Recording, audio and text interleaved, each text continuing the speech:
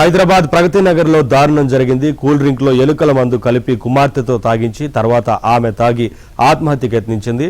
చిన్నారి మృతి చెందగా నిందితురాలు ఆసుపత్రిలో చికిత్స పొందుతోంది. తల్లి అనారోగ్య సమస్యతో ఈ దారుణానికి ఒడిగట్టినట్లు బాచుపల్లి పోలీసులు ప్రాథమికంగా నిర్ధారించారు.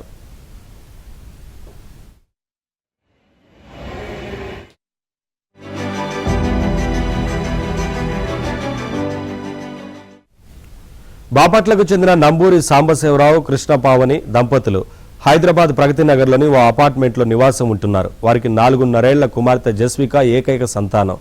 కృష్ణపావని కొన్నేళ్లుగా నరాలకు సంబంధించిన సమస్యతో బాధపడుతోంది. ఈ నెల 18న కూల్ డ్రింక్లో ఎలుకల మందు కలిపి కుమార్తెతో తాగించి తర్వాత ఆమె తాగి ఆత్మహత్యకు యత్నించింది.